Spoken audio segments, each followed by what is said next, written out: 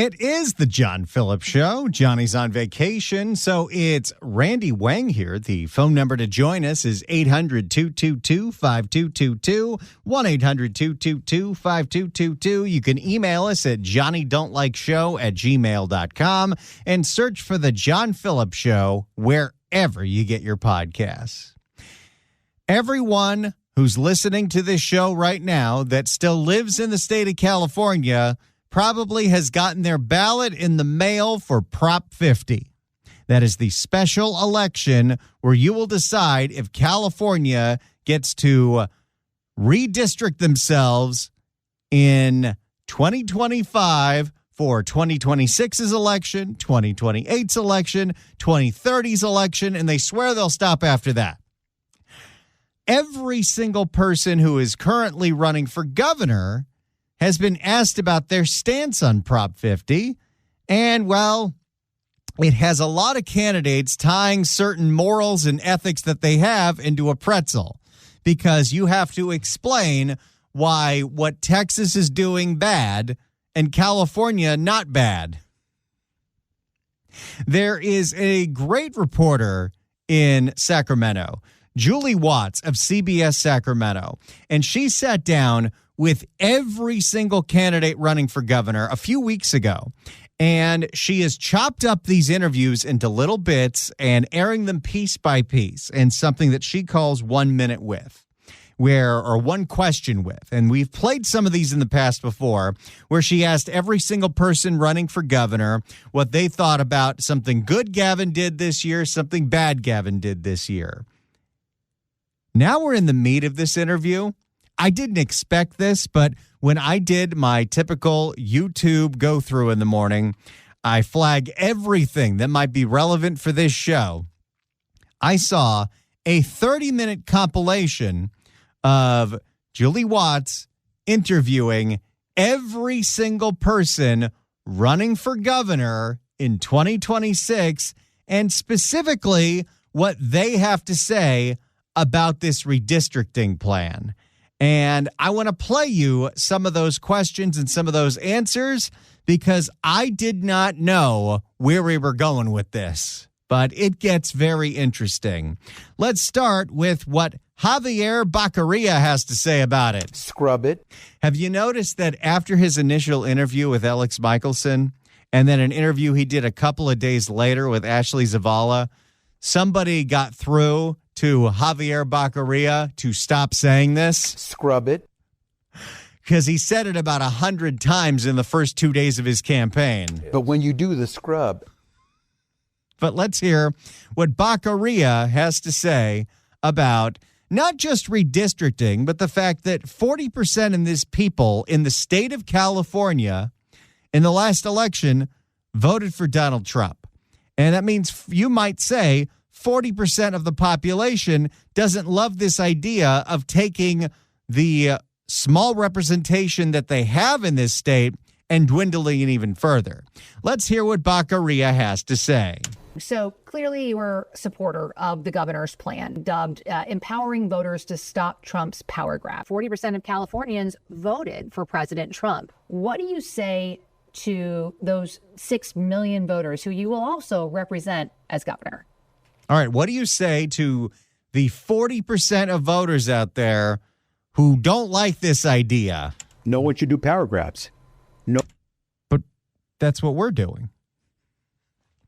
This is the hard part about just trying to explain your position on this. If you're arguing that what's going on in Texas is a power grab, then why is it okay for us to do it? No one should do power grabs. No one is a king. No one has a right to deny you your vote. No one has a right to deny you your taxpayer dollars coming back to you to provide the services for your mom's health care, for your kids' education. No one has a right to game the system. No one has a right to sort of game the Constitution and hope the courts allow you to do this simply so you can have a little bit larger majority in the Congress. This is a time for us to stand up for democracy. This is a time for us to... And the way that we're going to stand up for democracy is killing any kind of scruples that we had about this just a few years ago. This is a time for us to stand up for democracy. This is a time for us to stand up for the rule of law and say, no mas. 6 million voters who voted for Trump is a lot of votes. Are you going to need those votes in order to win if you're a top two? I need every vote. I'm not interested in excluding any vote. Are you worried that those folks would maybe not vote for you because you are so supportive of this? No, because I'm going to let them know straight out. I will talk to them.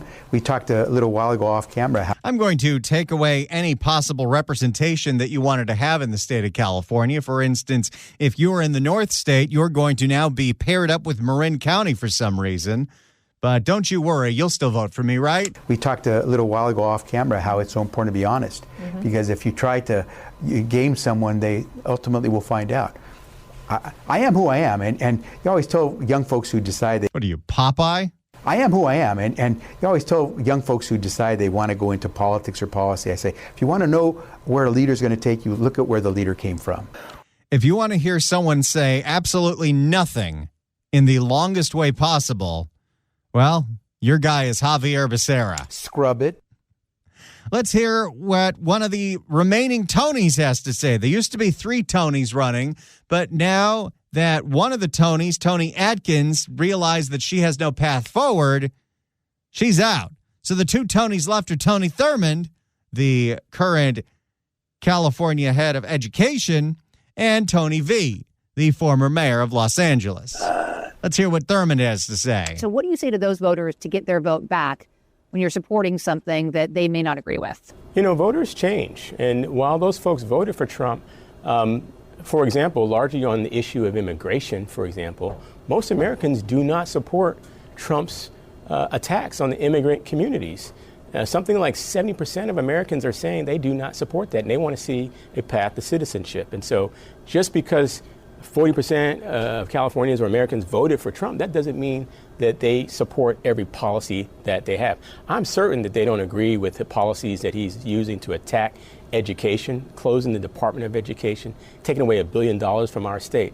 I'm certain that this is not what they voted for. Many of them think that they voted for getting some relief around gas prices and grocery prices, but what have they seen? They haven't seen that yet. But this is a power grab. I don't know if you want to be talking about gas prices if you're running for the governor of California, but sure, go for that. But this is a power grab, and we have an opportunity to block it and to protect California's interests and to do it in a way that is transparent. Don't worry, even though we're saying that we don't like power grabs and we're doing a power grab, it's not really a power grab because we're giving you the power to let us have that power grab. Okay, then.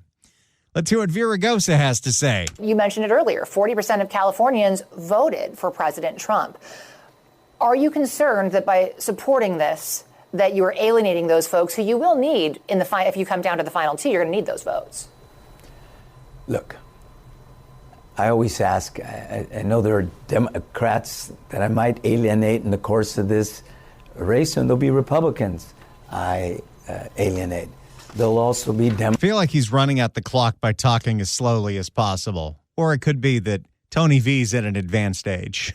There'll also be Democrats and some Republicans that want a leader who's a uniter, who wants to work with both sides, who wants to focus on common sense. He's saying nothing. So, you win a few, you lose a few. This sort of movement.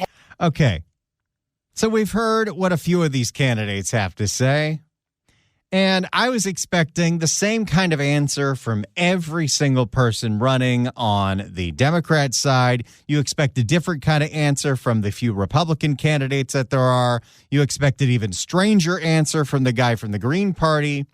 What I did not expect was this exchange about this issue and this same line of questioning that was asked to all the other candidates when it was asked to the current frontrunner, Katie Porter. What do you say to the 40% of California voters who you'll need in order to win, who voted for Trump? How would I need them in order to win, man? We're not starting this answer in a good mood, are we? Well, unless you think you're going to get 60% of the vote. You think you'll get 60%? Everybody who did not vote for Trump will vote for you. That's what you're saying. In a general election, yes. If it is me versus a Republican, I think that I will win. What you going to do? The same strategy that got you knocked out of the Senate race? I call it the shift gift. You going to start spending money on Bianco ads? On Hilton ads? I think that I will win the people who did not vote for Trump. What if it's you versus another Democrat? I don't intend that to be the case. So how do you not intend that to be the case? Are you going to ask them not to run? No, I'm saying I'm going to build the support. I have the support already in terms of name recognition. Mm-hmm. And so I'm going to do the very best I can to make sure that we get through this primary in a really strong position. But let me be clear with you. I represented Orange County. I represented a purple area. Mm-hmm. I have stood on my own 2 feet and won Republican votes before. That's not something every candidate in this race can say. If you're from a deep blue area, if you're from LA or you're from Oakland, you don't have an experience. But you just said you don't need those Trump voters. Well, you asked me if I needed them to win. So you don't think I feel like this is unnecessarily argumentative. What? So you don't think I feel like this is unnecessarily argumentative. She's a reporter asking you to clarify your position on this when you say you don't need these voters, which is 40% of the state. And what is Katie Porter's response? So you don't think I feel like this is unnecessarily argumentative. What is your question? Uh-oh. You better hope there's no potatoes in that studio where you're recording this. Oh! The question is the same thing I asked everybody, that this is being called the empowering voters to stop Trump's power grab. Every other candidate has answered this question. This is not correct. And I said I support it.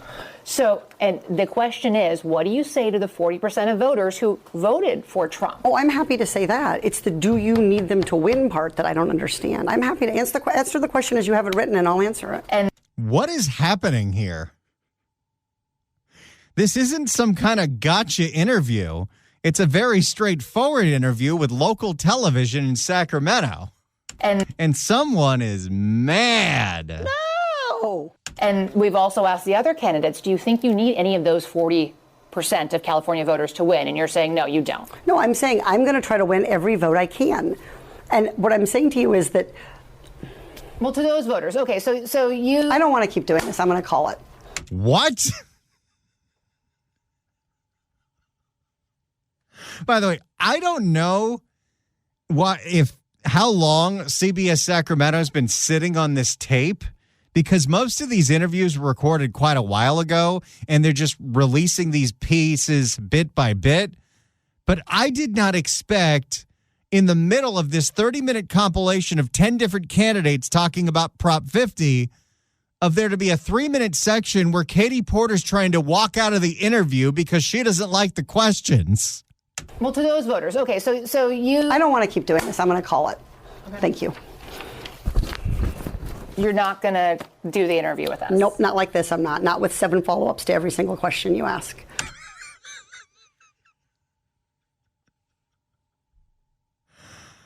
What happened? Every other candidate has answered. I don't our care. follow-ups. I don't care. I want to have a pleasant... Oh, that's isolated, right? I don't care. I like that. It's almost got a little Valley Girl vibe. I don't care. Let's see if she wants to go to the Sherman Oaks Galleria with Barbara Ferrer. I don't care. The evidence is like crystal clear on that. Don't you feel like it's 1982 all over again? I want to have a pleasant, positive conversation, which you ask me about every issue on this list. And if every question you're going to make up a follow-up question, then we're never going to get there. What happened here? I don't understand how this interview got derailed. The reporter here, Julie Watts of CBS Sacramento, was just asking Katie Porter to clarify why she said she doesn't need any of those voters. Ms. And Porter, we're just going to circle around. I am an investigative I have never reporter. had to do this before, ever. You've never had to have a conversation with to end a an reporter? interview. Okay, but every other candidate has done this. This is getting really awkward. What part of I'm me? I'm running for governor because I'm a leader. Whoa. Did Katie Porter know this video was coming out? Because, again, they didn't release this part isolated. I had never heard that this moment happened, and this was taped weeks ago. But here I am, brushing my teeth, listening to this, And when this comes on, 13 minutes into this 30-minute segment, I'm dumbfounded. I'm me. You are. I'm me. Okay, I can use that one too. Getting all kinds of drops today. I'm running for governor because I'm a leader. So I am going to make... So you're not going to answer questions from reporters? Okay, why don't we go through... This isn't going very well for her. If she would have just answered the questions, it doesn't even matter what the answer would have been. It's going to make way less waves than Katie Porter being offended by a reporter asking follow-up questions to something that she asked 10 other candidates. Okay, why don't we go through? I will continue to ask follow-up questions because that's my job as a journalist, but I will go through and ask these. And how dare you ask me follow-up questions? If you don't want to answer, you don't want to answer. So nearly every legislative... I don't want to have an unhappy experience with you, and I don't want this all on camera.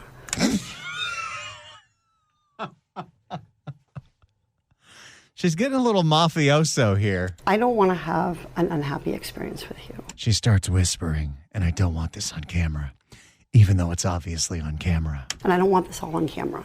I don't want to have an unhappy experience with you either. I would love to continue to... I need it in my veins, this entire raw interview. It probably went on for like 30 minutes to an hour. This can't be the only uncomfortable part. But the fact that they just snuck this in here, oh, it makes me so happy. I would love to continue to ask these questions so that we can show our viewers what every candidate feels about every one of these issues that they care about. And redistricting, it's a massive issue. We're going to do an entire story just on the responses to that question. And I've asked everybody the same follow-up questions. So that's the part of the interview that ran in this 30-minute compilation. You just heard Katie Porter threaten to leave the interview, say, I don't want this on camera, stop asking me follow-up questions. So I guess I have to open up the phones at 800-222-5222, 1-800-222-5222. Do you think this investigative reporter from CBS Sacramento was being unfair to Katie Porter? Was she badgering her with questions? Was it Katie Porter in the right to want to stop this interview?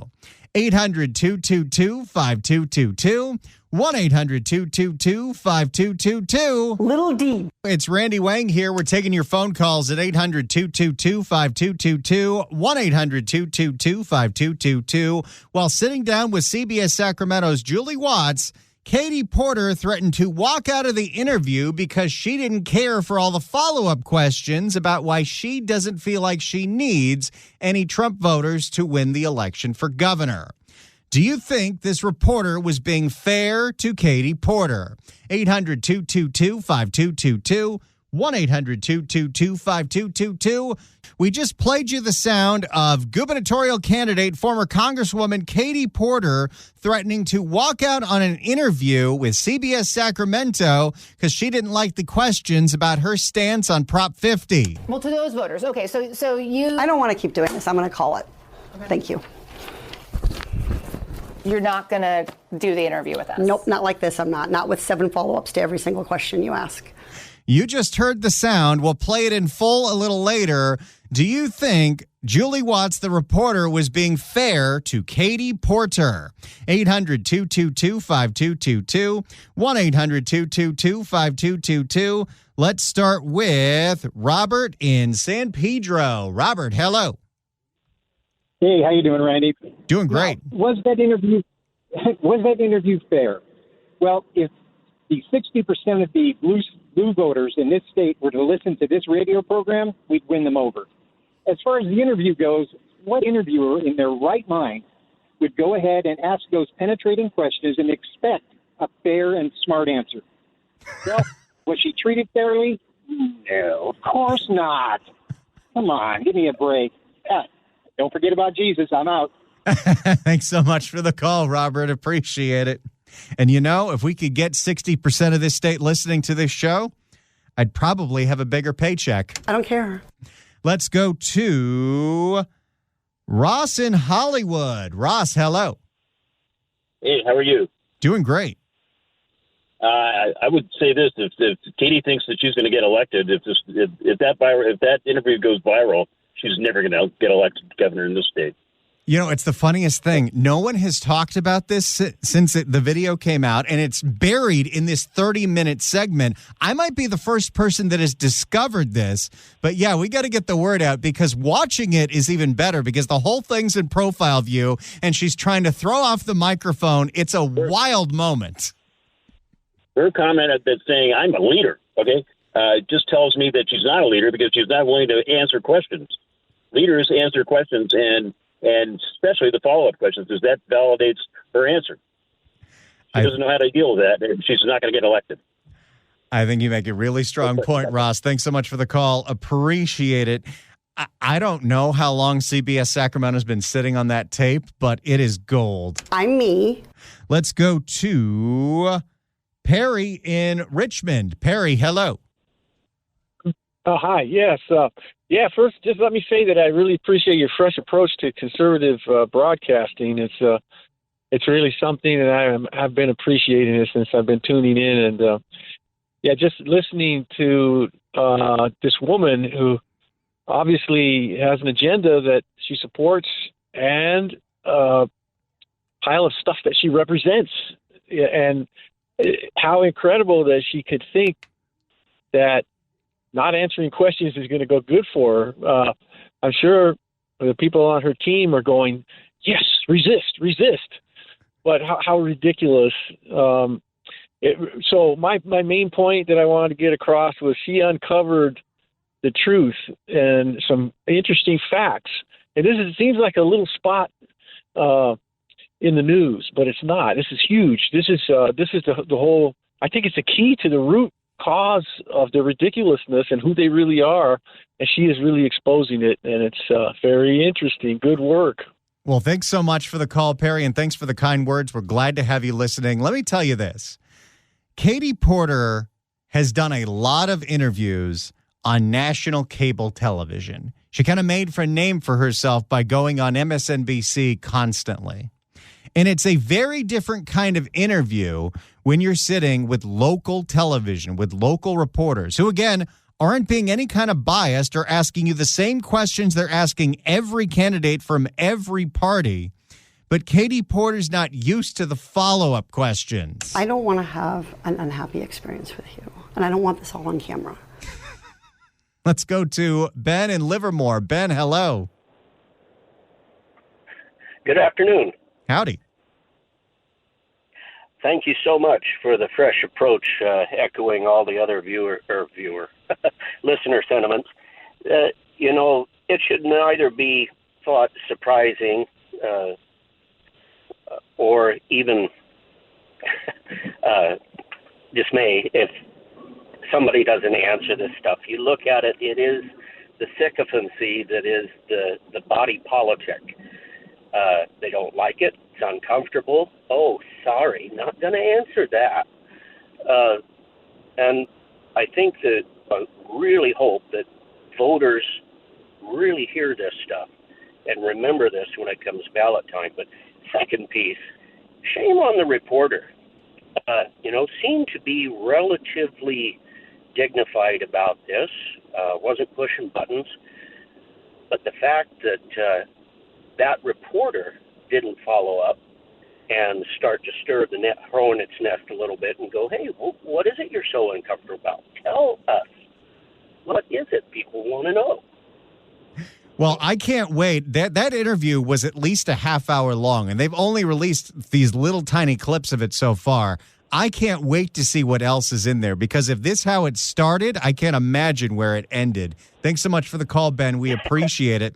800-222-5222 is the telephone number. Let's go to Armando in L.A. Armando, hello.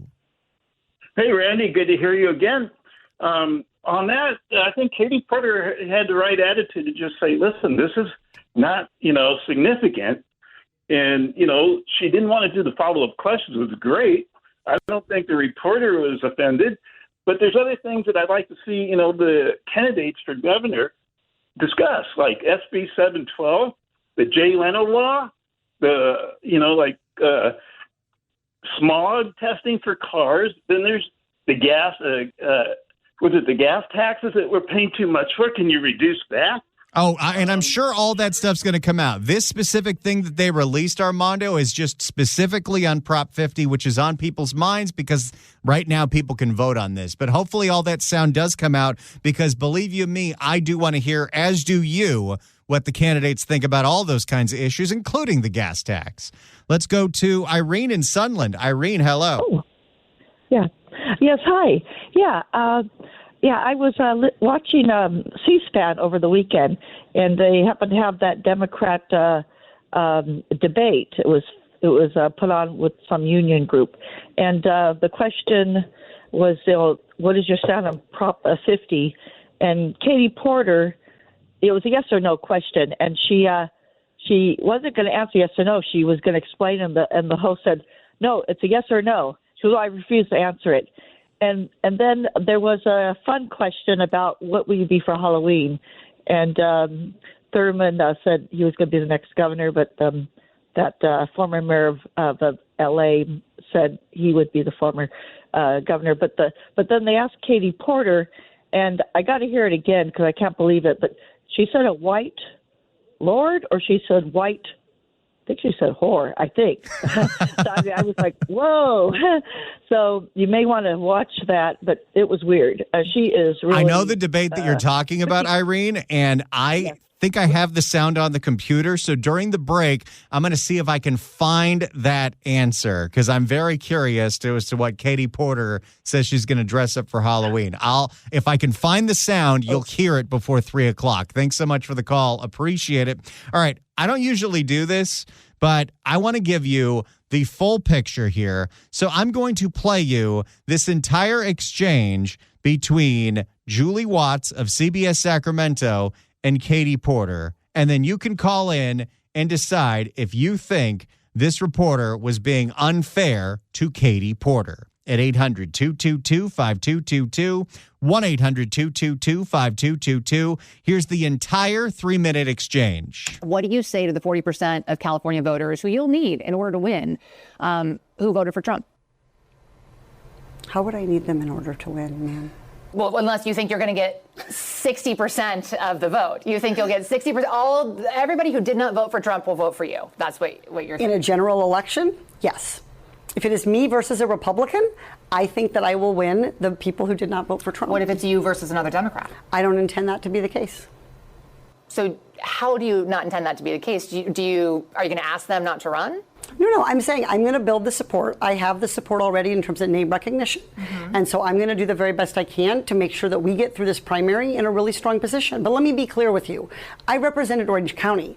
I represented a purple area. Mm-hmm. I have stood on my own 2 feet and won Republican votes before. That's not something every candidate in this race can say. If you're from a deep blue area, if you're from LA or you're from Oakland, you don't have an experience. But you just said you don't need those Trump voters. Well, you asked me if I needed them to win. So you don't I think feel like this is unnecessarily argumentative. What is your question? The question is the same thing I asked everybody, that this is being called the empowering voters to stop Trump's power grab. Every other candidate has answered this question. This is not argumentative. And I said I support it. So, and the question is, what do you say to the 40% of voters who voted for Trump? Oh, I'm happy to say that. It's the do you need them to win part that I don't understand. I'm happy to answer the question as you have it written, and I'll answer it. And we've also asked the other candidates, do you think you need any of those 40% of California voters to win? And you're saying, no, you don't. No, I'm saying I'm going to try to win every vote I can. And what I'm saying to you is that... Well, to those voters. Okay, so you... I don't want to keep doing this. I'm going to call it. Okay. Thank you. You're not going to do the interview with us? Nope, not like this. I'm not. Not with 7 follow-ups to every single question you ask. Every other candidate has answered. I don't care. Follow-ups. I don't care. I want to have a pleasant, positive conversation in which you ask me about every issue on this list. And if every question you're going to make up a follow-up question, then we're never going to get there. Ms. And Porter, we're just going to circle around. I am an investigative I have never reporter. had to do this before, ever. You've never had to have a conversation with to end an reporter? interview. Okay, but every other candidate has done this. What part of I'm me? I'm running for governor because I'm a leader. So I am going to make... So you're not going to answer questions from reporters? Okay, why don't we go through? I will continue to ask follow-up questions because that's my job as a journalist, but I will go through and ask these, and if you don't want to answer, you don't want to answer. So nearly every legislative... I don't want to have an unhappy experience with you. And I don't want this all on camera. I don't want to have an unhappy experience with you either. I would love to continue to ask these questions so that we can show our viewers what every candidate feels about every one of these issues that they care about. And redistricting, it's a massive issue. We're going to do an entire story just on the responses to that question. And I've asked everybody the same follow-up questions.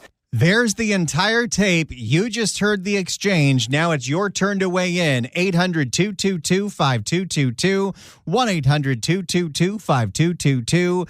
Do you think this reporter was being unfair to Katie Porter? 800-222-5222, 1-800-222-5222. It's Randy Wang here. Let's get right back to the phones. Do you think the reporter from CBS Sacramento was being unfair to Katie Porter? Let's start with Chuck in Sunland. Chuck, hello. Hello, Randy. How are you today? Doing great. Hey, listen, man. I just got to say, I emailed you. And I just find it so amazing. They can't answer this question. None of them can, because what they've done is they've killed something that the California people voted for a few years back, and they have just totally thrown it in the trash and disregarded it as if it doesn't matter. So they can't answer the question to justify what they're doing with this redistricting thing. And it's an amazing how these Democrats, especially in California, they tell everybody that they're riding in and they're protecting democracy when they are completely anti-democracy. They're the ones taking people off ballots. They're the ones prosecuting their opponents, and they're the ones that are pulling all the rigging the vote. So the only way we're going to save democracy, Chuck, is by setting it on fire. Thanks so much for the call. Appreciate it. Let's go to Ronnie in Seal Beach. Ronnie, hello. Hey, Randy, listen, buddy, this is exactly why Trump won. This is exactly why the Democrats will continue to lose. Because every time they get mad, you say the word Trump, and they just they turn into these immature little kids, and then they just leave. You know what? That's not how she's going to lose. I hope to God Chad Bianco gets in there, or this other Steve Hilton. But you know what? If I was that reporter, she did nothing wrong. But I would have said, because I've had enough of their shenanigans, I would have said, sit down, fatso. You're going to listen to me, porker. And you know what? I don't care if I got fired, because 100 people would have hired me for standing up to the Democrats. Because you know what? I hate them, Randy. They're just, you know what I mean? Well, I appreciate the passion in your voice, Ronnie. I really do. I hate is a strong word for me. I don't hate anybody. Thanks so much for the call. Appreciate it. Let's go to Roger in Hayward. Roger, hello. Hey, how are you? So I love that you played the whole clip in its entirety so you can get a full scope of it. So here's the thing. The lady, the Democrat, or her name, right, Katie Porter, right? Here's the thing, right? When she was talking to the reporter, she's not worried about the major block of red voters that are Trump supporters like myself. She's not worried about the 40% or about the big flip and wave in California, because they have electronic voting and they have the fix is in. That's one thing, right? She's not worried about it. She doesn't have to worry about Republicans going against her, because they fixed the vote with electronic voting. We need to go back to paper ballots. Now, the other thing is... I understand the passion with that, Roger, but I will say this. If they could really fix the voting in California, Prop 36 wouldn't have passed. Thanks so much for the call. Appreciate it. Let's go to Mary in Berkeley. Mary, hello. Mary? Let's go to Aaron in Orange County. Aaron, hello. Hi. Okay, to answer your question, no, I think it was the opposite. I think Katie Porter was unfair to the journalist, and she was unfair to every other contestant who did answer the follow-up questions. And she's acting like a little entitled princess snowflake for not answering follow-up questions.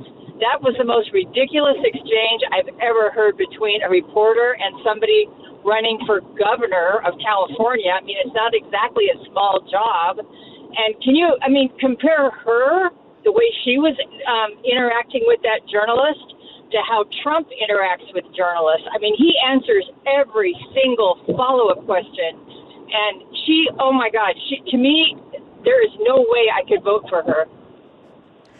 I think there's a lot of people that see a different side of Katie Porter when they see what she's like when she wants people to turn the cameras off. Thanks so much for the call, Aaron. Appreciate it. Let's go to David in Irvine. David, hello. Hey, sir. I just want everyone to know that Katie Porter is living in taxpayer-subsidized UCI housing because she pretends to be a professor for like one class. That's all. That is very true, and I don't know when she exactly decides she's going to give up that housing because she was in it the whole time she was in Congress. Thanks so much for the call. Appreciate it. Let's go to Dale in Long Beach. Dale, hello. You know, Randy, she actually doesn't need Trump supporters. You know, Adam Schiff's candidacy proves that. This is a Democratic stronghold if she was the front runner, and I don't really believe she is. Well, here's the thing. If she ends up in the top two against Steve Hilton or Chad Bianco, you're right. She doesn't need those reporters. But if she doesn't need those voters, if she is in a top two with another Democrat, let's say it's her and Baccaria, yes, she very much does need every possible vote. And to discount 40% of the electorate is not really a wise strategy. And I think that's why she realized what she had said and why she needed to get the hell out of there. Well, we'll see what happens. It's a short distance away. Thanks, Randy. Thanks so much for the call. Appreciate it. Now, I don't want to brag on myself too much, but during the break, I did find that governor's debate that was referenced by Irene in Sunland. And what do you know? Here it is. Here is what Katie Porter's doing for Halloween. Halloween is right around the corner, right? You are trick-or-treating. Who or what are you dressed as? Katie Porter. A whiteboard. So she said a whiteboard, not the other word. Also, this was fun. So should gasoline cars be banned? Yes or no, Ms. Porter? That's yes or no? I'm not going to answer that because you're not giving me a time frame. Oh, you have yes or no? Okay. Okay, this seems to be a trend. Thank you all so much for the calls. That was a super fun hour. We will get back to this CBS Sacramento series of interviews because Katie Porter wasn't the only candidate to kind of stick their foot in it.